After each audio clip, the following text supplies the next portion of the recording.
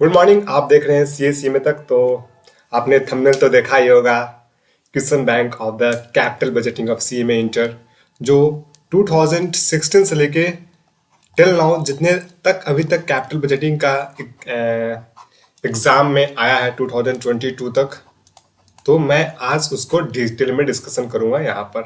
तो ये आप देख रहे हैं पीडीएफ आपके लिए तैयार हो चुका है। ये आपके लिए पीडीएफ कैपिटल बजटिंग का ये पूरी तरीके से पीडीएफ आपके लिए ये तैयार हो चुका है। ये पूरे के पूरे जितने भी कैपिटल रेटिंग का अब तक प्रश्न पूछे गए एग्जाम में सीएम इंटर में, पूरा का पूरा मैंने पीडीएफ में इसे तैयार कर लिया है यहाँ पर। ठीक है, तो इसको अभी डिटेल में डिस्कशन करते हैं यहाँ पर। तो आपको पीडीएफ ये चाहिए तो आप डिस्क्रिप्शन में मिल जाएगा यूट्यूब के, या फिर आप इस नंबर पे व्हाट्सएप भी कर सकते हो। इस नंबर पे आप व्हाट्सएप भी कर सकते हो 8083529975। चैप्टर वाइज यहाँ पर सारे सब्जेक्ट का रेडी हो रहे हैं, कुछ का हो चुका है। जैसे में अकाउंट्स का 3-4 चैप्टर का हो चुका है, यहाँ पर कॉस्ट का भी यहाँ पर हो चुके हैं कुछ चैप्टर का, और एफएम का कुछ चैप्टर का है। तो अप्रॉक्स 1 मंथ है, पूरे के पूरे chapter by chapter question bank ready हो जाएगा। ओके, तो चलिए टाइम को व्यर्थ ना करते हुए भी आज का जो टॉपिक है उससे स्टार्ट करते हैं। आज का जो भी सेशन है उसको स्टार्ट करते हैं, जो कैपिटल बजटिंग का सेशन है यहाँ पर स्टार्ट करते हैं कैपिटल बजटिंग का। तो पहला आपके सामने प्रश्न ये स्क्रीन पर आपको दिख रहा होगा, ये 2017 में 6 मार्क्स के लिए पूछा गया है। ओके, ये क्या है आपको मैं पढ़ के बताता हूँ। FB chemical limited has 3 potential project. FB chemical limited एक कंपनी है, तो उसके पास 3 प्रोजेक्ट है। ऑल द इनिशियल कॉस्ट, मतलब तीनों प्रोजेक्ट में 20 लाख रुपीज हमको इनिशियल स्टार्टिंग में लगाना पड़ेगा, इनिशियल इन्वेस्टमेंट करना पड़ेगा। And estimated life of 5 year, और एस्टिमेटेड लाइफ 5 ईयर है उस प्रोजेक्ट का। ठीक है, the capital budget for the year will only allowed the company to accept one of the 3 project. यहाँ पर कंपनी है जो 3 में से एक प्रोजेक्ट को एक्सेप्ट करेगा।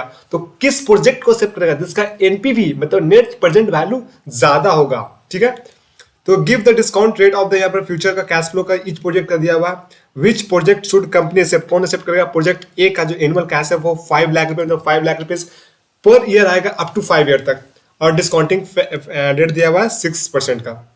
जहां तक प्रोजेक्ट 2 की बात किया जाए तो एनुअल कैश फ्लो दिया हुआ 6 लाख रुपीज पर एनम, यहाँ पर 6 लाख रुपया हर एक साल आएगा। और प्रोजेक्ट 3 का बात किया जाए तो 15% के हिसाब से वो यहाँ पर कैश इनफ्लो डिफरेंट अमाउंट का दिया हुआ है। 10 लाख फर्स्ट ईयर आएगा, सेकंड ईयर 8 लाख आएगा, थर्ड ईयर 6 लाख आएगा, फोर्थ ईयर 2 लाख आएगा, और फिफ्थ ईयर 1 लाख आएगा। तो सबसे पहली बात, आपको यहाँ पर 3 प्रोजेक्ट है, तो पहले हम लोग एक एक प्रोजेक्ट की बात करते हैं। तो प्रोजेक्ट ए की बात करते हैं। सबसे पहली बात प्रोजेक्ट ए की बात करते हैं।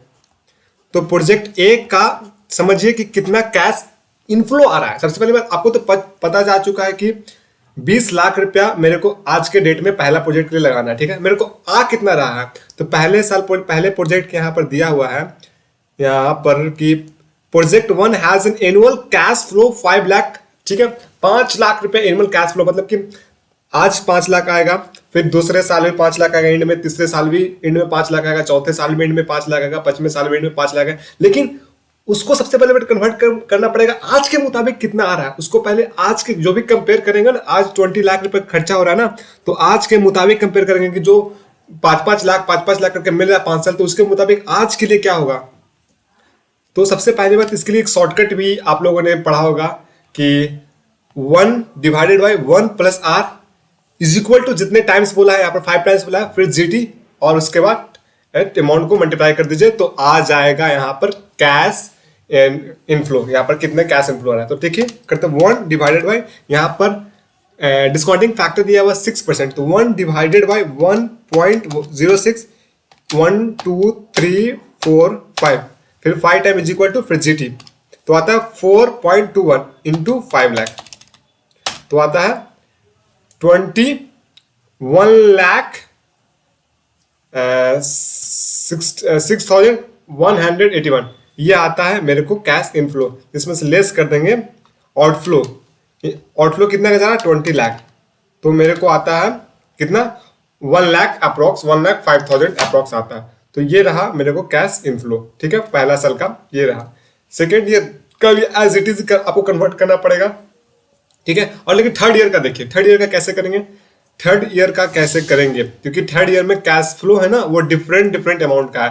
पहला ईयर 10 लाख रुपया, दूसरे साल 8 लाख, तीसरे साल 6, थर्ड ईयर आपको 6 लाख, फोर्थ ईयर आपको 2 लाख, फिफ्थ ईयर यहाँ पर 1 लाख। तो इसको लिए एक आप ऐसे भी इसको कर सकते हैं, यहाँ पर देखिएगा, यहाँ पर इसको ऐसे लिख सकते हैं, कैश, सबसे पहली बात ईयर लिख लीजिए यहाँ पर, ईयर 1 2 3 4 5, ठीक है। उसके बाद लिखिए कैश इनफ्लो कितना आ रहा है, कैश इनफ्लो, कैश इनफ्लो यहाँ पर दिया हुआ है, पहला साल 10 लाख रुपया 10 लाख, सेकेंड साल 8 लाख रुपया कैश इनफ्लो दिया हुआ है, थर्ड ईयर में 6 लाख रुपया दिया हुआ है, फोर्थ ईयर में 2 लाख रुपया दिया हुआ है, और फिफ्थ ईयर में 1 लाख रुपीज दिया हुआ है, ठीक है। अब यहाँ पर PV factor, PV factor,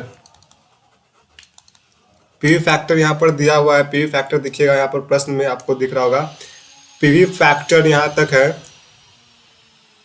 PV factor 15% के हिसाब से यहाँ पर दिया हुआ है, ठीक है। तो PV factor, sorry, PV factor निकलेगा 1 डिवाइडेड बाई 1.15, 1 डिवाइडेड बाई 1.1,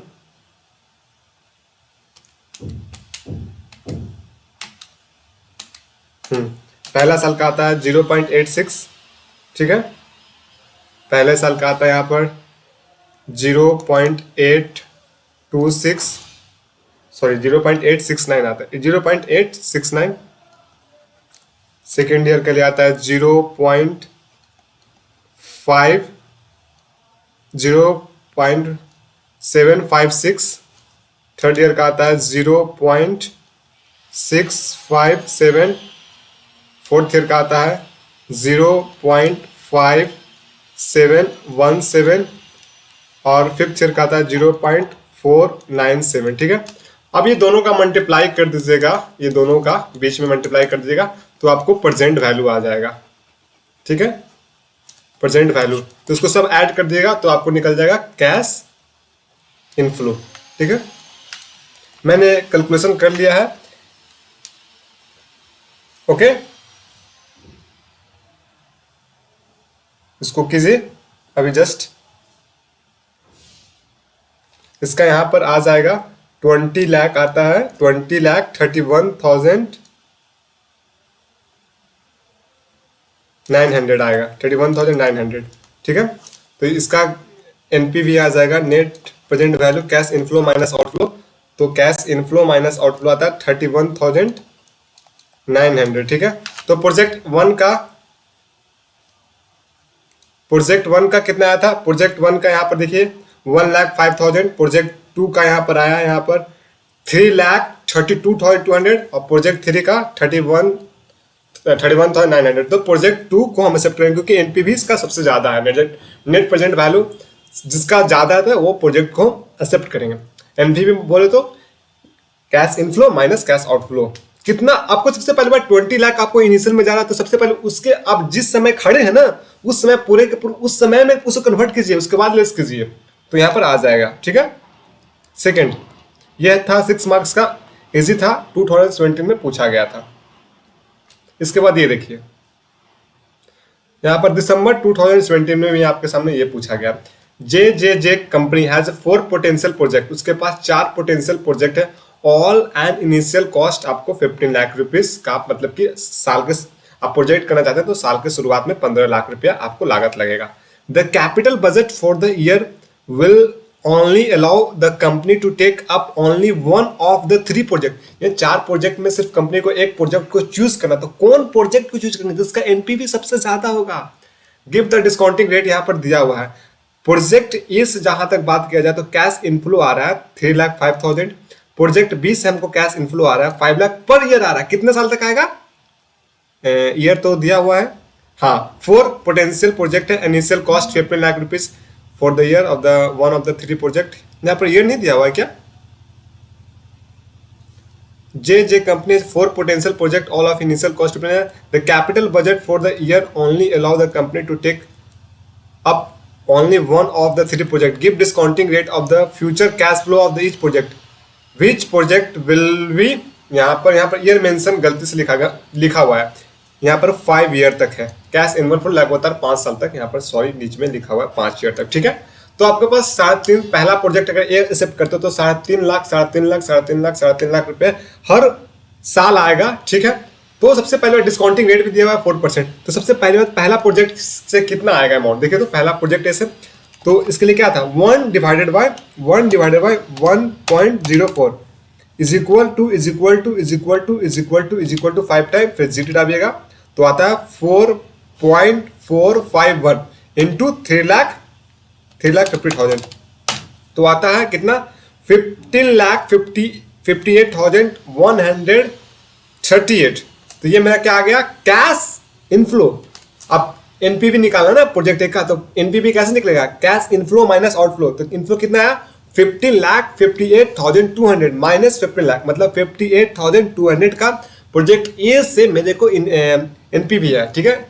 और मैं प्रोजेक्ट बी का करता हूं तो बी का 4 लाख आ रहा है, ठीक है, ईच ईयर। तो कितने, तो इसको भी ऐसे कीजिए 1 डिवाइडेड बाय 1 पॉइंट, यहाँ पर डिस्काउंटिंग 8% दिया हुआ है, तो 1 divided by 1.08 is equal to कितने बार 5 टाइम्स 1 2 3 4 5, ठीक है।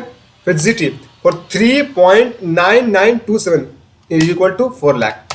तो मेरे को यहाँ पर कैश इनफ्लो आ रहा है 15,97,084, ठीक है, अप्रॉक्स यही आ रहा है। देखिए तो 15 लाख, हाँ 97,000 अप्रॉक्स यही आ रहा है, ठीक है। उसमें से हम लेस कर देंगे आउटफ्लो का 15 लाख, तो 97,200 यहाँ पर एनपीवी आ रहा, ठीक है। और प्रोजेक्ट और भी है, और प्रोजेक्ट एक और है सी, तीसरा प्रोजेक्ट है 5 लाख आ रहा है, ठीक है। उसका डिस्काउंटिंग रेट दिया हुआ है 10%। तो इसका वैसे ही करेंगे 5 लाख इंटू 10% है, तो 1 divided by 1.10 is equal to कितने बार 5 टाइम्स 1 2 3 4 5, तो 0.6 फिर जीटी सॉरी 3.791 आता है, ठीक है, इंटू 5 लाख। तो यहाँ पर आ जाएगा 18,95,500 में से लेस कर देंगे कैश आउटफ्लो 15 लाख, तो मेरे को नेट प्रेजेंट वैल्यू आएगा 3,95,500। तो देखिएगा सबसे ज्यादा एनपीवी किस में आ रहा है, तो प्रोजेक्ट सी में, तो प्रोजेक्ट सी को हम एक्सेप्ट करेंगे, यहाँ पर इस प्रोजेक्ट को एक्सेप्ट करेंगे, ओके। अब आते हैं, ये आपको प्रश्न है 2018 में पूछा गया प्रश्न है, ये देखिए, ये सॉरी ये लगता है ना ऊपर का आ गया है, 1 मिनट रुकिएगा, 1 मिनट, ये लगता है कि पीडीएफ बनाने में मिस्टेक हुआ। ये देखिए इसका ऊपर आ गया आंसर, ये जून 2018 में पूछा गया है क्वेश्चन, ये देखिएगा 6 मार्क्स के लिए भी। देखिए क्या है, Anurag mills limited has number of machine that use to make an product that the firm has फ्रेज out its operation and existing machine were originally cost है। एक अनुराग मिल्स लिमिटेड है, उन्होंने एक एग्जिस्टिंग मशीन है जिसका ओरिजिनली परचेज किया गया था मशीन को, वो 6 ईयर एगो मतलब 6 साल पहले ये मशीन को परचेज किए गए थे। कितने में खरीदे थे 5 लाख में, ये 6 साल पहले मशीन खरीदा था।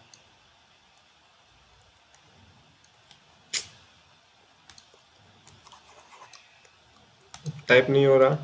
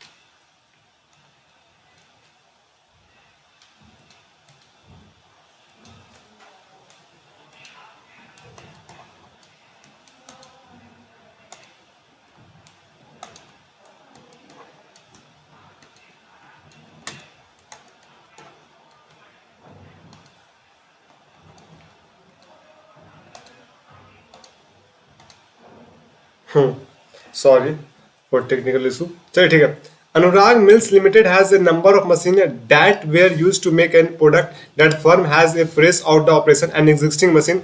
जो मशीन था ओरिजिनली परचेज किया गया था 6 ईयर एगो, मतलब कि हमने 5 लाख में मशीन एक खरीदा था, ठीक है। तो हमने एक मशीन खरीदा था, ठीक है। कितने में खरीदा था?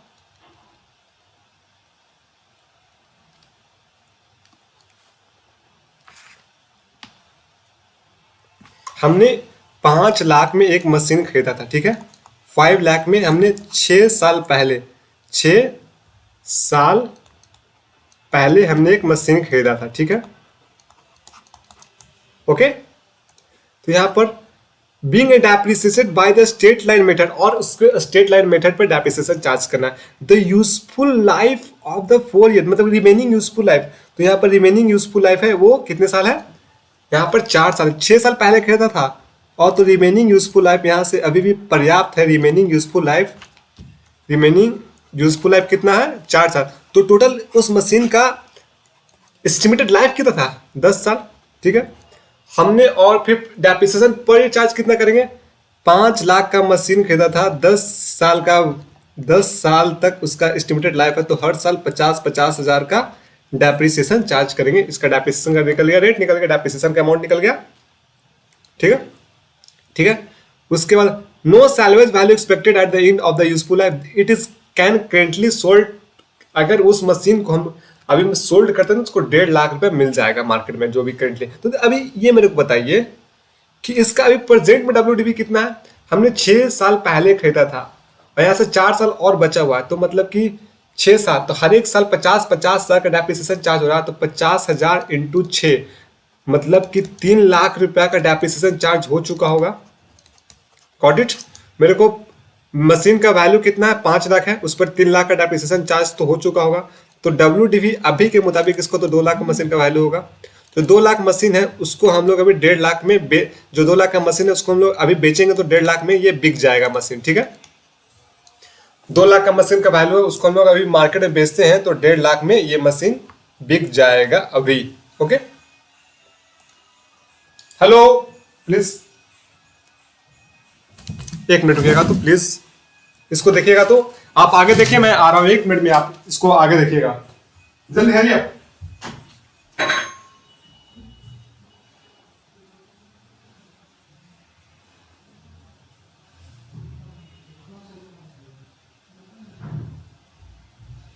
सॉरी फॉर इंटरप्ट मी, कुछ टेक्निकल इशू आ कारण जाना पड़ा था। चलिए स्टार्ट करते हैं, फिर से देखते हैं यहाँ पर। तो अभी हम इसको बेचेंगे, तो यहाँ पर 1.5 लाख में मशीन बिक जाएगा। The machine can also be modified to produce another product at a cost of 2 lakh, ठीक है। अगर उस प्रोडक्ट को, जो एग्जिस्टिंग मशीन है ना, उसको हम लोग मॉडिफाई करते हैं तो 2 लाख खर्च भी लगेगा, ठीक है। The modification would not affect the useful life, और मॉडिफिकेशन है जो यूजफुल लाइफ पर जो था वो कोई उससे इफेक्ट नहीं पड़ेगा। वो 4 साल रिमेनिंग है, तो 4 साल अभी भी बचेगा, कोई सैलरी वैल्यू नहीं मिलेगा। And would be depreciated using straight line method के हिसाब से डेप्रिसिएशन चार्ज किया जाएगा। उसके बावजूद भी if the firm does not modify, अगर फर्म है वो does not modify, existing machine को मॉडिफाई नहीं करते, उसके पास एक और ऑप्शन है, वो तो नया मशीन खरीद लो। It will buy to be new machine for 4,40,000 में आप नया मशीन भी परचेज कर सकते हो। And the machine would be depreciated over 4 year, मतलब कि वो 4 साल में मशीन पूरी तरीके से डेप्रिसिएट हो जाएगी। The engineer engine estimate that the cash operating cost with the new machine would 25,000 per less than the existing machine। जो ऑपरेटिंग कॉस्ट है ना वो 25,000 है ना, एग्जिस्टिंग मशीन से न्यू मशीन में कम लगेगा, मतलब कि कॉस्ट ऑफ सेविंग हो रहा है 25,000 का, हर एक साल 25,000 का कॉस्ट ऑफ सेविंग हो रहा है, ठीक है। कॉस्ट ऑफ कैपिटल दिया हुआ 15%, cost of capital 15% and corporate tax दिया हुआ 35%। Advisory the company whether the new machine should be accept, क्या एक्सेप्ट करेंगे, शुड बी बॉट और द ओल्ड इक्विपमेंट मॉडिफाई, क्या यहाँ पर कंपनी न्यू मशीन परचेज करेंगे या फिर ओल्ड मशीन को ही मॉडिफाई कर देंगे, क्या करेंगे। चलिए इसको बनाते हैं, कैसे बनाएंगे। सबसे पहले आप देखिए कैश इंक्रीमेंट, अभी इनिशियल कैश आउटफ्लो कितना जा रहा है, मतलब कि 4,40,000 का हमने मशीन, 4,40,000 का मतलब कि हमने मशीन को बेच रहा है, 4,40,000 रुपये में हमने मशीन को खरीद रहा है, ठीक है। अगर मशीन को खरीदते हैं तो 4,40,000 लगेगा, उसमें से हम लेस करेंगे, क्योंकि जब नया मशीन खरीदेंगे तो पुराना मशीन तो बेचेंगे ही, तो हमने वो मशीन 1.5 लाख में बेच रहा था, तो 4,40,000 में से 1.5 लाख लेस कर दीजिए,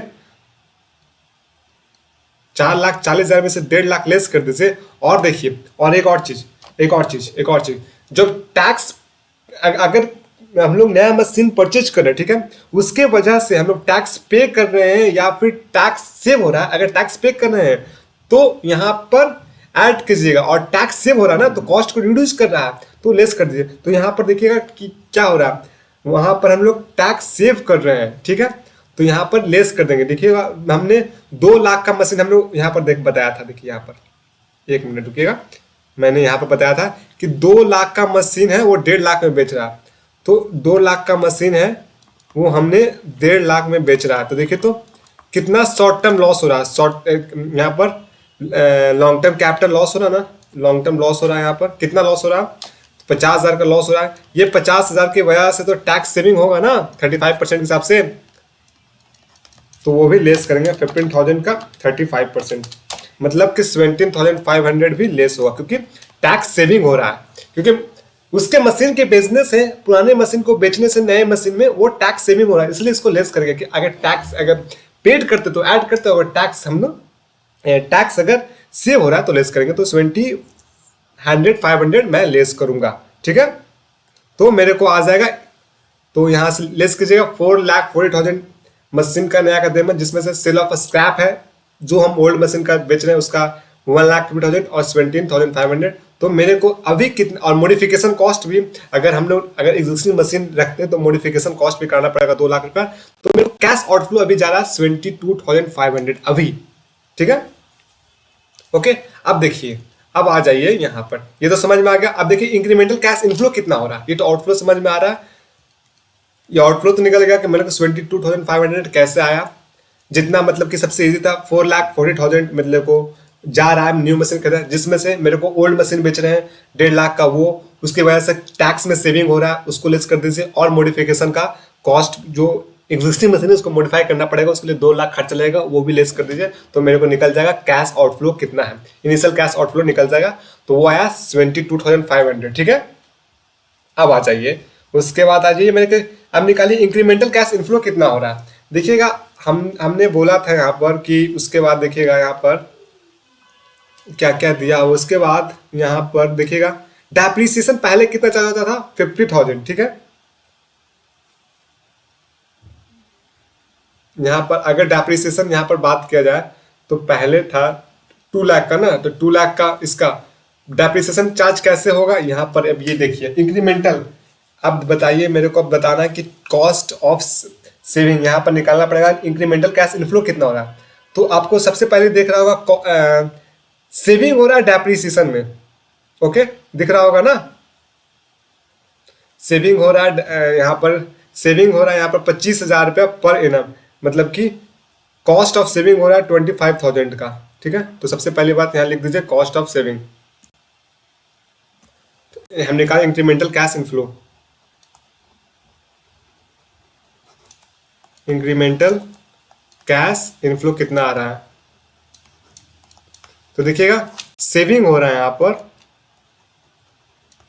सेविंग हो रहा है, कॉस्ट में कितना सेविंग हो रहा है 25,000, ठीक है। उसके बाद हमको डेप्रिसिएशन में भी सेविंग हो रहा है। देखिए तो डेप्रिसिएशन में कैसे सेविंग हो रहा है, तो वो बताइए। डेप्रिसिएशन में पहले कितना चार्ज होता था, पहले चार्ज होता था 50,000, और फिर देखिए ये 2 लाख का मॉडिफिकेशन कराया गया था ना, वो उसका यूजफुल लाइफ तो 4 साल है, तो 4 साल, तो 2 लाख डिवाइडेड बाय 4, तो 50,000 इसका और 50,000 पहले वाला इसका।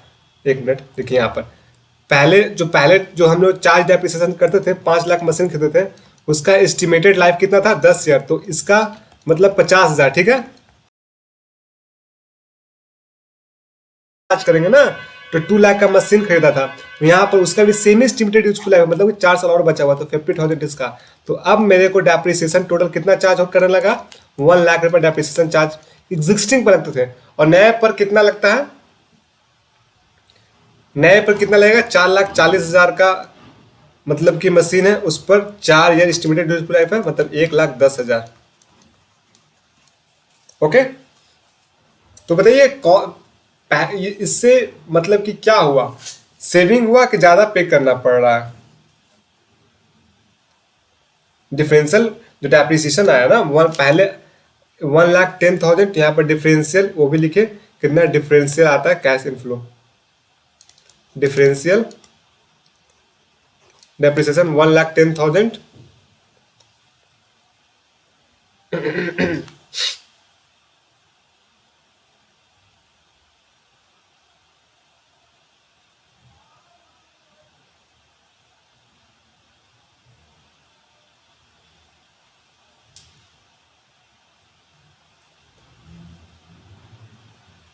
हाँ ठीक है। तो डिफरेंशियल डेप्रिसिएशन यहाँ पर आपको दोनों का डिफरेंट ले लीजिए, 1,10,000 माइनस 1,00,000, तो यहाँ पर 10,000 ये आ जाएगा, ये भी डिफरेंशियल तो 35,000। अब इसमें से हमने लेस कर दीजिए, क्या लेस कर देना है, ये आ गया 35, इसमें से हमें लेस कर दीजिए, क्या लेस कीजिएगा, टैक्स लेस कर दीजिए, ये आ गया EBT अर्निंग बिफोर टैक्स, तो हमें टैक्स लेस कर दीजिए, टैक्स लेस कीजिए 35% है ना, 35,000 का 35%,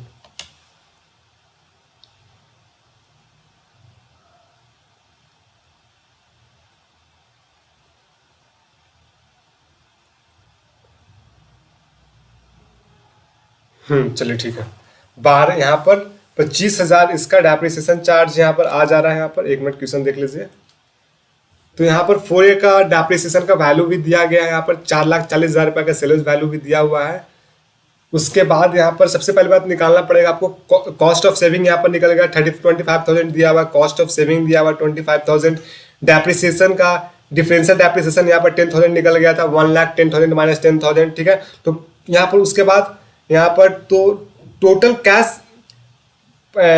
कैश इनफ्लो पर ईयर कितना आएगा, उस पर सब टैक्स लेस कर देंगे तो आ जाएगा 19,750, ठीक है। उसमें से हमने प्रेजेंट वैल्यू का जो भी पी फैक्टर है ना वो 4 ईयर का 2.85 मल्टीप्लाई कर दीजिएगा 19,750 से, तो आ जाएगा future present value of future cash flow का 56,386 आ जाएगा। तो उसमें से लेस कर दिया कैश आउटफ्लो, कैश आउटफ्लो है यहाँ पर 72,500 ऊपर निकला था, तो मेरे को निकल जाएगा NPV, ठीक है।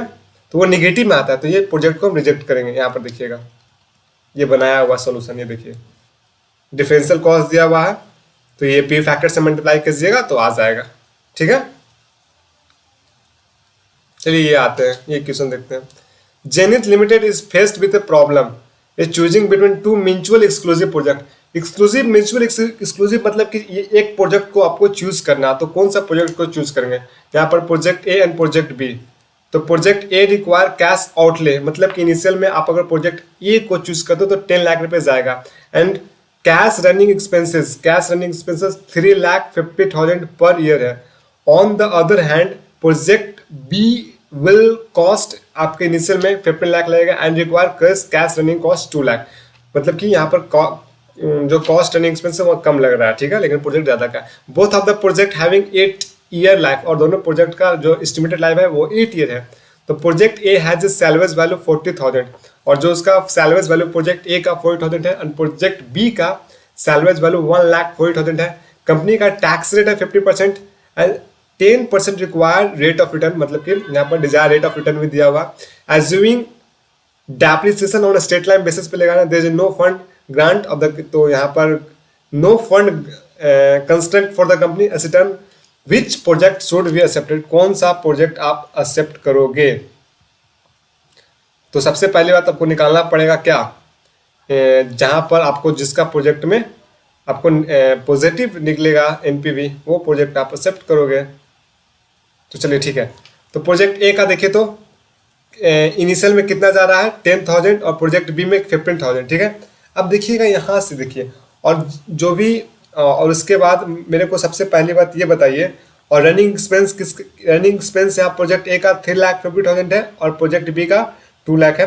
डेप्रिसिएशन कैसे निकलेगा, डेप्रिसिएशन तो लिस्ट कीजिए, डेप्रिसिएशन निकालिए, तो डेप्रिसिएशन निकल जाएगा 10 लाख, ए का कितना है 40,000 ना, 10 लाख डेप्रिसिएशन 10 लाख है, और सैलवेज वैल्यू कितना है 40,000। तो देखिएगा डेप्रिसिएशन प्रोजेक्ट ए का देखिएगा 10 लाख है, यहाँ पर 40,000 सैलवेज वैल्यू है, डिवाइडेड बाय कितना, नंबर ऑफ ईयर कितना 8 है। और प्रोजेक्ट बी का डेप्रिसिएशन, प्रोजेक्ट बी का कॉस्ट कितना है 15 लाख है, इसका सैलवेज वैल्यू 1,40,000 है, 8 इसका एस्टिमेटेड लाइफ है। तो दोनों का प्रोजेक्ट ए और प्रोजेक्ट का बी का डेप्रिसिएशन निकल जाएगा। तो 10 लाख माइनस 40,000 डिवाइडेड बाई 8, मतलब कि 1,20,000 प्रोजेक्ट ए का आता है डेप्रिसिएशन, और प्रोजेक्ट बी का डेप्रिसिएशन आता है 1,20,000। ओके, उसके बाद देखिए डेप्रिसिएशन निकल गया। अब बताइएगा कि उसके बाद मेरे को कुछ तो दिया हुआ, कैट्स आउटली यहाँ पर दिया हुआ है ना। ओके, तो निकालना क्या है, assuming depreciation on state loan basis there is no fund consider which project should be accept, company कौन सा प्रोजेक्ट है वो एक्सेप्ट करेगी, बताइए कैसे करेगा इसको। दोनों का दिया हुआ है, तो प्रोजेक्ट ए और प्रोजेक्ट बी को सबसे पहली बात जो जितना आउटले है सबसे पहली बात निकालते हैं टोटल सेविंग कितना का होता है।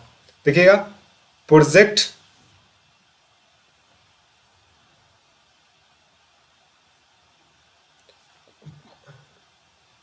तो यहाँ पर देखिएगा कैश आउटले हो रहा है 10 लाख का, और इसका कैश आउटले यहाँ पर 15 लाख का। तो सबसे पहली बात आप दो तरीका इसको बना सकते हैं, या फिर आप इंक्रीमेंट के थ्रू जा सकते हैं, या फिर दोनों का एक्सक्लूसिव निकाल दीजिए। तो सबसे पहली बात हम लोग निकालते हैं इंक्रीमेंट कितना कितना हो रहा है। तो देखिए, तो कैश आउटले इसका 10 लाख आ रहा है और इसका 15 लाख, 5 लाख का इंक्रीमेंट आ रहा है। कॉस्ट रनिंग एक्सपेंसेस देखिएगा, तो कॉस्ट रनिंग एक्सपेंसेस में यहाँ पर 3,50,000 आ रहा है और इनका 2 लाख ही आ रहा है। तो 1,50,000 का कॉस्ट ऑफ रनिंग एक्सपेंसेस का यहाँ पर इंक्रीमेंट हो रहे हैं यहाँ पर। उसके बाद देखिएगा डेप्रिसिएशन यहाँ पर ज़्यादा लग रहा है, तो ये लेस में चला जाएगा, क्योंकि इंक्रीमेंट डेप्रिसिएशन हो ना वो ज़्यादा लग रहा है, क्योंकि 1,20,000 लग रहा है यहाँ पर, और इसमें 1,20,000, तो डेप्रिसिएशन को लेस कर दीजिएगा। उसके बाद आता है तो यहाँ पर निकल जाएगा आपको टोटल सेविंग कितना होता है वो निकल जाएगा। तो देखिएगा 5 लाख इंक्रीमेंट हो रहा है आपको कैश आउटले में। उसके बाद कैश रन एक्सपेंसेस में सेविंग हो रहा है 1,50,000 का, उसमें से लेस कर दीजिए डेप्रिसिएशन। जो इंक्रीमेंट हो रहा है, जो सेविंग हो रहा है और जो इंक्रीमेंट हो रहा है लेस कर दीजिए। तो यहाँ पर आ जाएगा, यहाँ पर टोटल आ जाएगा 1 लाख का, जिसमें से 1 लाख में मतलब 5 लाख प्लस, देखिएगा यहाँ पर समझ में आ जाएगा। देखिए इंक्रीमेंट यहाँ पर कॉस्ट आउटले में, मतलब कि यहाँ पर देखिएगा कैश आउटले में इंक्रीमेंट हो रहा है कितना, 5 लाख का इंक्रीमेंट हो रहा है। कैसे, पहले प्रोजेक्ट से 10 लाख आ रहा है, दूसरे प्रोजेक्ट से 15 लाख, मतलब 5 लाख इंक्रीमेंट हो रहा है। सेकंड में कैश रनिंग एक्सपेंसेस में इंक्रीमेंट हो रहा है, वो सेविंग हो रहा है कितने, 1.5 लाख का। और डेप्रिसिएशन इंक्रीज हो रहा है, ज़्यादा पे कर रहे हैं 50,000 का, वो लेस कर दीजिएगा। तो मेरे को आ जाएगा कितना, टोटल सेविंग अमाउंट आ जाएगा। ठीक है, तो 6,60,000 में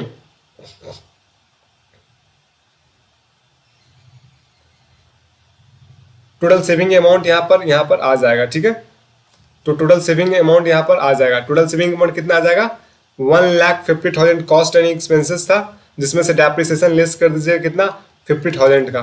तो मेरे को 1 लाख का टोटल सेविंग यहाँ पर आ जाएगा। ठीक है, टोटल सेविंग 1 लाख में से यहाँ पर लेस कीजिएगा टैक्स, क्योंकि ये आया EBT, अर्निंग बिफोर टैक्स, तो हम लोग लेस करेंगे टैक्स। ठीक है, तो टैक्स लेस करते हैं तो आता है टैक्स 50%, तो वो 50%, 50,000 लेस कर दीजिएगा, तो आ जाएगा EAT, अर्निंग आफ्टर टैक्स 50,000। तो ये अर्निंग आफ्टर टैक्स 50,000 आया, उसमें ऐड कर दीजिए क्या, डेप्रिसिएशन। तो मेरे को निकल जाएगा कैश आउटफ्लो, कितना डेप्रिसिएशन आया था, 1 लाख ना, डेप्रिसिएशन 1 लाख था ना, 1 लाख।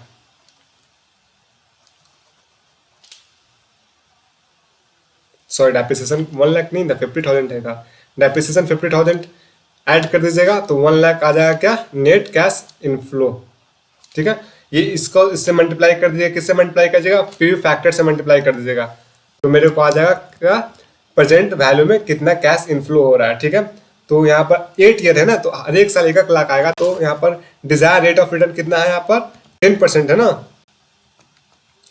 पीवी फैक्टर ऑफ देखिएगा, डिजायर रेट ऑफ रिटर्न कितना परसेंट, 10% दिया हुआ है। तो कैसे निकलेगा, 1 डिवाइडेड बाई 1.10, 1 2 3 4 5 6 7 8 साल है ना, GT इंटू 1 लाख, तो मतलब अप्रोक्स 5,33,492 आता है। ठीक है, उसमें से लेस कर दीजिएगा, क्या लेस कर दीजिएगा, कैश आउटफ्लो। कैश आउटफ्लो कितना आया था हमने कैश हमने आउटफ्लो कितना जा रहा है, मेरे को ये आ गया 5,32,000, मेरे को नेट कैश इनफ्लो आ गया। ठीक है, और मतलब कि कैश आउटफ्लो कितना जा रहा है, यहाँ पर इंक्रीमेंट में कैश आउटफ्लो जा रहा है कितना, 5 लाख का डिफरेंस है ना।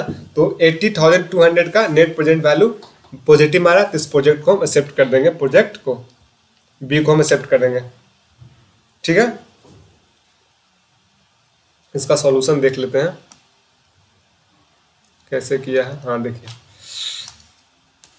यहाँ पर सॉल्यूशन भी ऐसे ही किया है। इंक्रीमेंट, यहाँ पर इंक्रीमेंट निकाल दिया गया, cash running expenses, depreciation less किया गया, टोटल सेविंग आ गया, यहाँ पर टैक्स लेस किया गया, टैक्स आपका सेव यहाँ पर 82,200 का आ गया। ठीक है,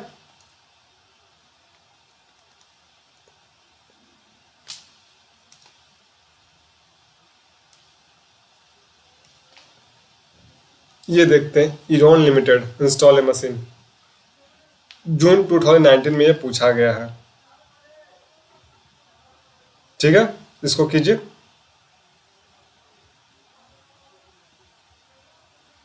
iron limited has install a machine a at a cost of 2 lakh, मतलब कि इरॉन लिमिटेड है जो मशीन इंस्टॉल किया गया, cost of ₹2 lakh. The machine has 5 year life with no residual value, और मशीन का जो लाइफ है वो 5 ईयर है और रेसिडुअल वैल्यू नल है। The annual volume of production is estimated is 1,50,000 per unit, और जिसका एनुअल वॉल्यूम ऑफ प्रोडक्शन होगा उसको एस्टिमेट किया गया 1,50,000 units, which can be sold at 8 rupees per unit, और उसको 8 रुपीज पर यूनिट के हिसाब से सोल्ड किया जाता है। ठीक है, annual operating cost estimated at 2 lakh रुपए एक्सक्लूडिंग डेप्रिसिएशन, तो एनुअल ऑपरेटिंग कॉस्ट है वो 2 लाख रुपीज है और एक्सक्लूडिंग डेप्रिसिएशन है।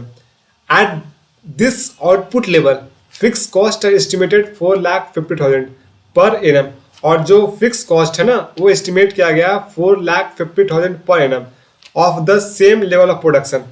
ठीक है, और फिक्स कॉस्ट यहाँ पर एस्टिमेट किया गया कि 4,50,000 लगेगा पर एनम। ठीक है, सेम लेवल प्रोडक्शन के हिसाब से।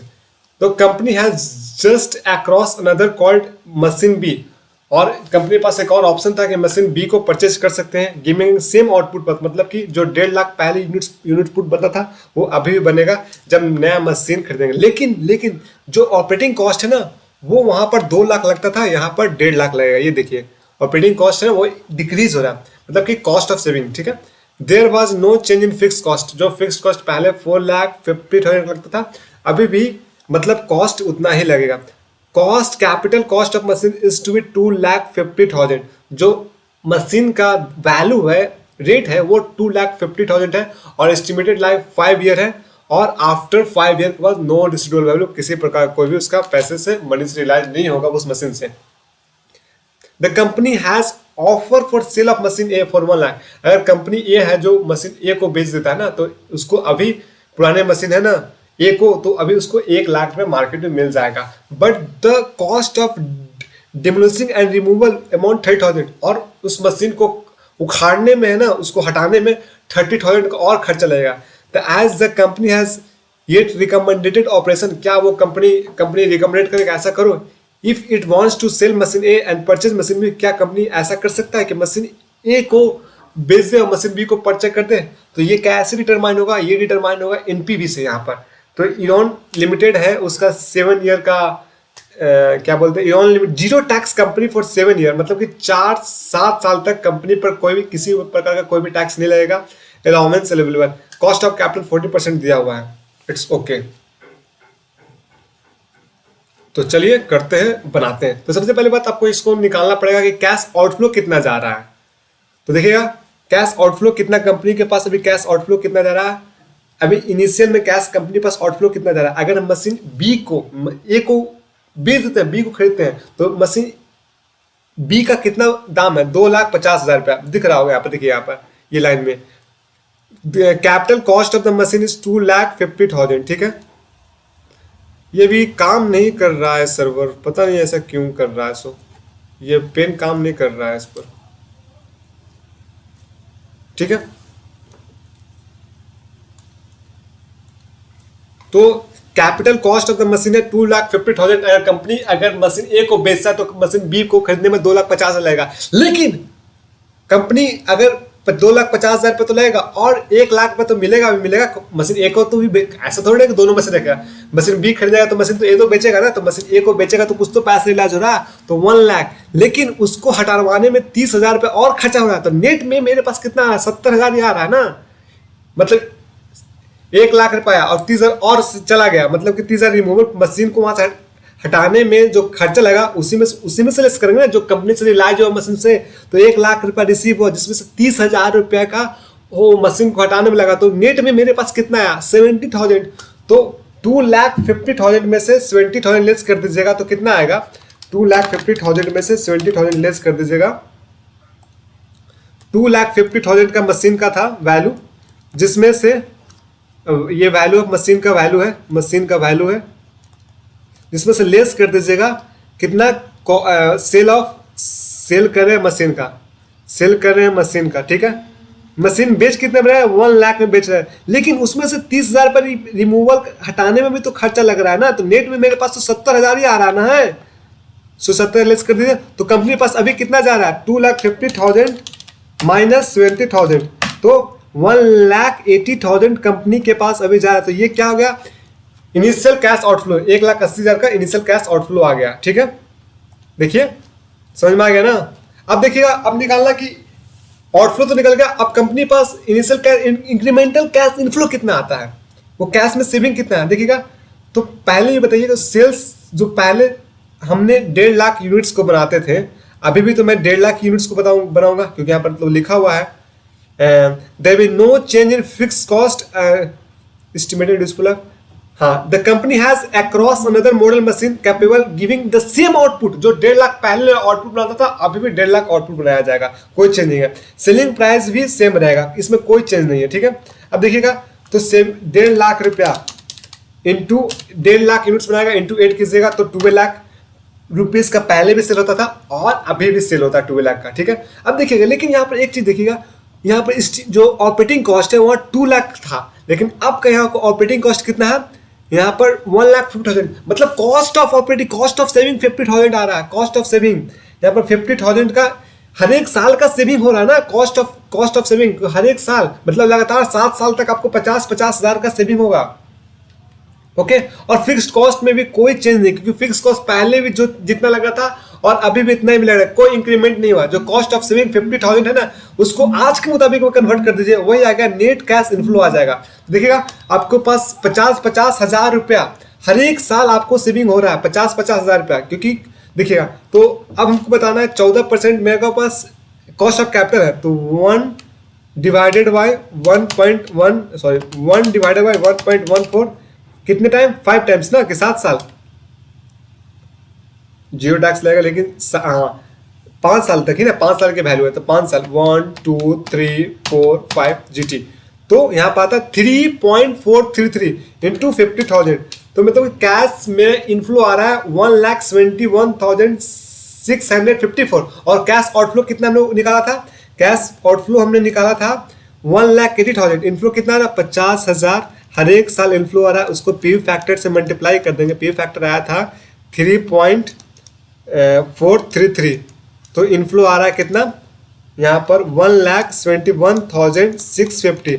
तो देखिएगा, मेरे को इनफ्लो आ रहा है इतना, आउटफ्लो लेकिन कितना जा रहा है, 1,80,000, मतलब कि आ रहा है कम लेकिन जा रहा है ज्यादा। तो मतलब कितना, ये एनपीवी क्या में आ रहा है, निगेटिव में आ रहा है, तो इसको हम प्रोजेक्ट को रिजेक्ट कर देंगे। कितना निगेटिव में आ रहा है, 1,71,654 लेस 1,80,000, मतलब कि 8,345 मेरे एनपीवी निगेटिव में आ रहा है, इसलिए इसको प्रोजेक्ट को रिजेक्ट कर देंगे। गॉट इट, समझ में आ गया होगा। इस प्रोजेक्ट को हम रिजेक्ट कर दें क्योंकि एनपीवी यहाँ पर मेरा निगेटिव में आ रहा है। ये जून 2019 में पूछा गया था। ये देखिए बनाया गया है, इजी था। यहाँ पर 71 लाख लीटर कैश आउटफ्लो निकल गया और ये 8,350 ये मेरा निकल गया। तो ये प्रोजेक्ट को हम decision as NPV machine B is negative, the replacement decision is not financially feasible, so the company should not replace the machine A, और कंपनी मशीन ए को रिप्लेस नहीं करेंगे। ठीक है, और ये भी एग्जाम में पूछा गया है, ये भी एग्जाम में पूछा गया जून, ये भी लगता है कि 2019 में दिसंबर में पूछा गया। इसको बनाइए, ये इजी क्वेश्चन है।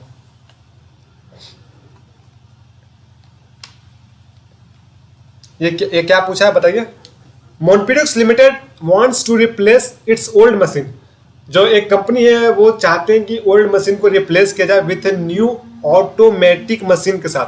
2 models company pass A and be available है, आपके पास 2 मॉडल अवेलेबल है at the same cost per, दोनों का 5 लाख रुपीज लगेगा। सैलवेज वैल्यू बात किया जाए तो ओल्ड मशीन का 1 लाख है। The utility of the existing machine can be use by the company purchase additional cost utility of the purchase that in case of 1 lakh. If the company purchase B, then all the existing utility to be replaced with a new existing costing 1,08,000. The earning after tax are expected to be target दिया हुआ है 15%। ठीक है, और यहाँ पर cash inflow दिया हुआ है। वेरी गुड, ये इजी क्वेश्चन है, बहुत इजी क्वेश्चन है। तो सबसे पहले बार तो मैं स्टार्टिंग में बनाया था ना, वैसे ही आप बना दीजिए। मशीन ए का भी मशीन बी का भी पी फैक्टर दिया हुआ है, year, P factor, cash inflow multiply कर दीजिएगा दोनों को तो आ जाएगा नेट कैश इनफ्लो। देखिए यहाँ पर बनाया हुआ, ये बहुत इजी है। देखिए यहाँ पर तो ये निकाला प्रोबेबिलिटी, तो प्रोबेबिलिटी रेशियो में कितना आया डिवाइडेड बाय कितना गया, कितना आया था। तो यहाँ पर 5,44,000 आ रहा है, जा कितना रहा 5 लाख, यहाँ पर 6 लाख आ रहा है। लेकिन एक चीज याद रखिएगा, जिसका प्रोबेबिलिटी रेशियो ज्यादा होगा वो प्रोजेक्ट को हम एक्सेप्ट करेंगे। ठीक है, ये क्वेश्चन में कुछ जान नहीं था, ये बहुत ईजी था, तो ये एज इट इज आपको बनाना है। बहुत इजी क्वेश्चन था ये। और ये देखिएगा, ये 2021 में ऑनलाइन एग्जाम हुआ था, तब ये पूछा गया था प्रश्न। ये ऑनलाइन एग्जाम हुआ था, तो ये 6 मार्क्स के लिए वहां पर भी ये एग्जाम ऑनलाइन एग्जाम में पूछा गया था। और 2020 में तो एग्जाम ही नहीं हुआ था ड्यू टू कोविड। तो चलिए इसको भी हम लोग देखते हैं अभी। ठीक है, पहला, मॉडर्न इंटरप्राइज लिमिटेड कंसिडर, जो मॉडर्न इंटरप्राइज लिमिटेड कंसिडर किया गया purchase a new computer system for its research and development. तो मॉडर्न इंटरप्राइज लिमिटेड है वो कंसिडर किया गया कि new purchase of new computer system of its operation research and development division के लिए करेगा, which would a cost of 35 lakh rupees, उसको कॉस्ट लगेगा। The operation and maintenance cost, जो ऑपरेशन एंड मेंटेनेंस कॉस्ट है एक्सक्लूडिंग डेप्रिसिएशन को हटाकर, are to be expected to be 7 lakh. तो जो भी ऑपरेशन एंड मेंटेनेंस कॉस्ट है उसमें 7 लाख रुपीज लगेगा। It is estimated that the useful life of the system would be 6 year, और जो लाइफ है उस मशीन का वो 6 ईयर का है। Eight the end of which the disposal value of expected 1 lakh, और जो 6 साल का मतलब सैलवेज वैल्यू 1 लाख रुपीज है। The tangible benefit expected from the system in the form of reduction in design and domestic cost would be 12 lakh per annum। जो उसका cost का reduction मतलब कॉस्ट में सेविंग हुआ। The disposal of used of drawing office equipment and furniture initially anticipated 9 lakh rupees. ठीक है, as a capital expenditure research and development the proposal would attract of 100% write off the tax purpose के लिए आपको पहले साल ही हटा देना है। ठीक है, the gain arises from disposal of used assets में बी कंसिडर टैक्स फ्री, वो टैक्स फ्री रहेगा जो गेन आएगा से। तो कॉर्पोरेट टैक्स का 35% दिया हुआ है, और यहाँ पर कॉस्ट ऑफ कैपिटल 2% दिया हुआ है। इग्नोर करना है टैक्स ऑन सेल्स वैल्यू पर। कैलकुलेशन शुड बी मेड करना है up to 3 digit after decimal. यहाँ पर प्रेजेंट वैल्यू दिया हुआ है, फैक्टर दिया हुआ है 6 ईयर का 12% के हिसाब से इतना दिया हुआ है। आपको निकालना क्या क्या है, total present value of future cash saving. ठीक है, पहला निकालना क्या है, इंक्रीमेंटल कैश आउटफ्लो कितना आया। ठीक है, तो सबसे पहले बात निकालना इंक्रीमेंटल कैश आउटफ्लो कितना गया, कंपनी पास अभी भी पैसा कितना गया। तो देखिएगा कितना कंपनी पास पैसा गया, कंपनी के पास अभी का अभी कितना पैसा गया देखिएगा। कितना का मशीन था, एक मिनट।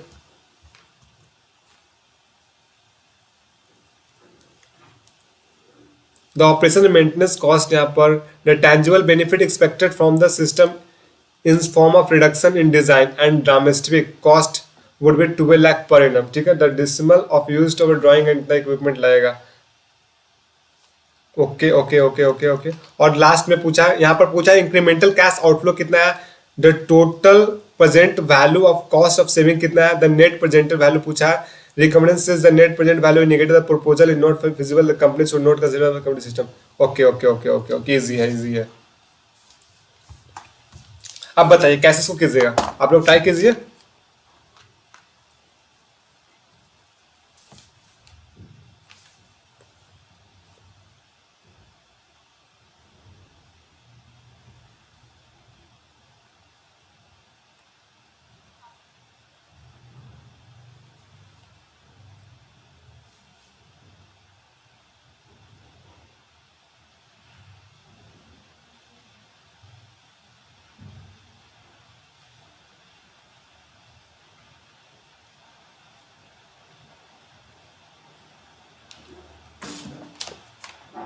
किए ट्राई।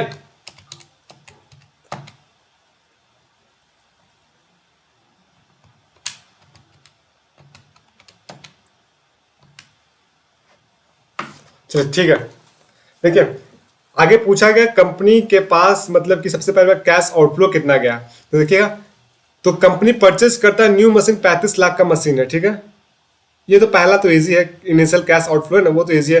35 लाख का कंपनी मशीन परचेज कर रहा है। ठीक है, 35 लाख का मशीन परचेज कर रहा है, 35 लाख का मशीन कंपनी परचेज कर रहा है।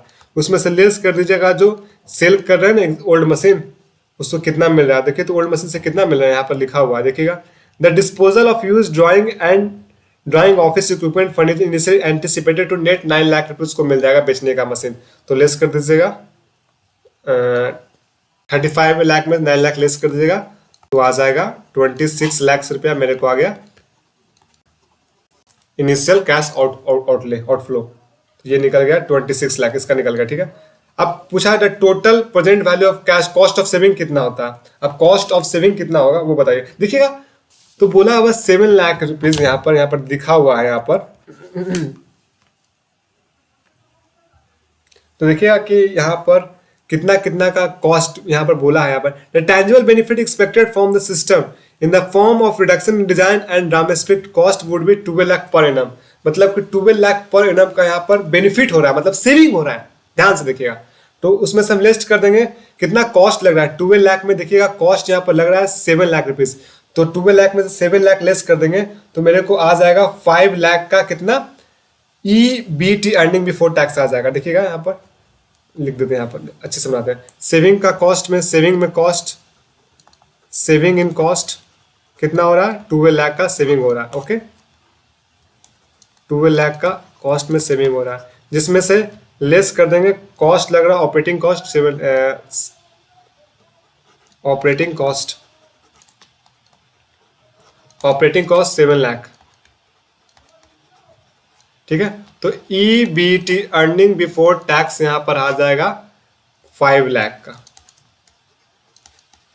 ठीक है, जिसमें से लेस कीजिए टैक्स, टैक्स कितना है 35% है, तो 5 लाख का 35% 1,25,000 तो आ जाएगा EAT earning after tax. Earning after tax कितना आ जाएगा 3,25,000। उसमें से प्रेजेंट वैल्यू का फैक्टर में से मल्टीप्लाई कर दीजिएगा। प्रेजेंट वैल्यू फैक्टर दिया हुआ 4.111, तो यहाँ पर आएगा 3 लाख में से मल्टीप्लाई कीजिएगा 4.1 तो 13,361 ये आया। 13 लाख अप्रोक्स 13,36,000 ये आएगा। देखिए तो 13,36,000। ठीक है, इसी के साथ FM का हुआ, कॉस्ट ऑफ कैपिटल का हुआ समापन। चैप्टर का हमने जितने भी पास्ट ईयर पेपर था उन्हें डिटेल में डिस्कशन किया गया। नेक्स्ट डे फिर से एक नए टॉपिक के साथ मिलेंगे एफएम में। लिवरेज चैप्टर का नेक्स्ट डे में यहाँ पर रिकॉर्डेड किया जाएगा अप टू जितने भी एग्जाम में पूछे गए हैं। तो ऐसे ही वीडियो को देखने के लिए हमारे चैनल को सब्सक्राइब करें। Thank you so much.